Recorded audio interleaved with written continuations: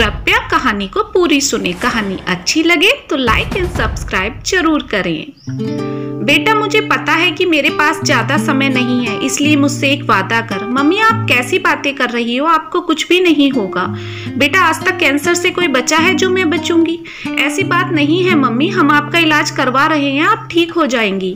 फिर भी मुझसे एक वादा कर कि तू अपने भाई निहार की शादी तक इस घर का ध्यान रखेगी और अपने भाई निहार की शादी में भी तू मेरी कमी निहार को महसूस नहीं होने देगी। ऐसा वादा लेकर मम्मी इस दुनिया से चली गई। निहार डॉक्टरी की पढ़ाई कर रहा था।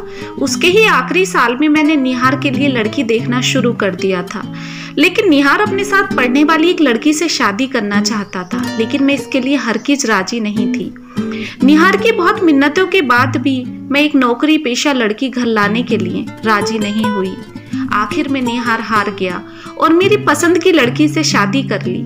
कनिका निहार की दुल्हन बनकर हमारे घर आ गई। पहली रसोई पर ही मैंने कनिका को मम्मी की साड़ी पहनने को दी, ताकि हमें रसोई में हमारी मम्मी का एहसास हो। कनिका भी साड़ी पहनकर बहुत खुश थी। पहली ही रसोई में मैंने कनिका से खूब सारे पकवान बनवाए, ताकि मैं देख सकूं कि कनिका को कुछ आता भी है या नहीं।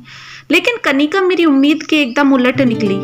कनिका ने सारे पकवान बहुत अच्छे बनाए। सारे घर में कनिका की तारीफ हो रही थी, मगर मैं ना जाने क्यों खुश नहीं थी।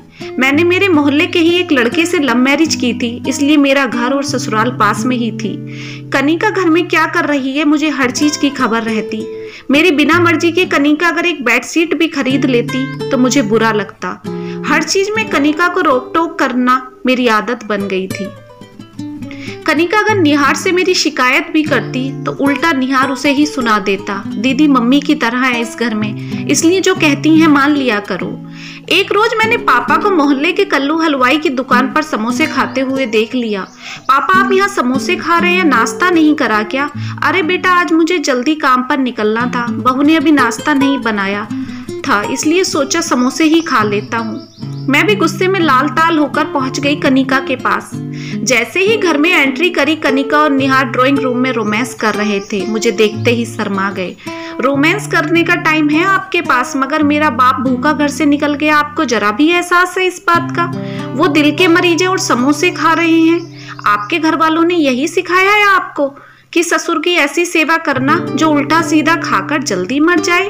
दीदी, मैंने पापा को बोला था कि नाश्ता करके जाए, मगर वे जल्दी में ऐसे ही निकल गए। अब झूठ भी बोल रही हो। अगर कहती तो वे नाश्ता करके जरूर जाते। वे कभी बाहर का खाना पसंद नहीं करते। दीदी, अगर आपको ऐसा लगता है कि मैं आपके घर का ध्यान नहीं रख पा रही हूँ तो मैं अपने मायके चली जाती हूँ। आप ही यहाँ रहकर अपने घर का ध्यान रख लो। आप मेरी नंद हैं, सास बनने की कोशिश क्यों कर रही हैं? हमारे घर के निजी मामलों में आप हमेशा रोक टोक क्यों करती हैं? आप अपने काम से काम रखा करें ना। कनिका ने मेरी इतनी बेइज्जती करी कि मैं गुस्से में आग बबूला होकर घर वापस आ गई। 2-4 दिन तक जब मैं अपने मायके नहीं गई तो पापा ही मेरे पास मेरे ससुराल आ गए। क्या बात है बेटा, तू कई दिन से घर नहीं आई? मैंने सोचा ठीक है क्या, जरा देखा हूँ। आपकी बहू ने इतनी बेइज्जती की है मेरी कि किस मुंह से आऊं। मैंने पापा को उस दिन की सारी बात बता दी। बेटा, इसमें गलती भी तो तेरी ही है। कनिका ने मुझे नाश्ते को बोला था, मगर मैं ही जल्दी में ऐसे ही निकल गया। वो तो मेरा बहुत ध्यान रखती है। तेरी माँ ने निहार की शादी तक जिम्मेदारी दी थी तुझे, अब तेरी जिम्मेदारी पूरी हुई। कनिका को उस घर को अपना घर समझने दे। अगर तू ही सारे फैसले करेगी तो कनिका कभी उस घर को अपना घर नहीं समझ पाएगी। तू मेहमान है उस घर की और मेहमान बनकर आया कर, कहकर पापा चले गए। मुझे भी एहसास हुआ कि ज्यादा रोक टोक करने से कनिका के साथ साथ मैंने पापा और भाई की नजरों में भी अपनी इज्जत कम कर ली।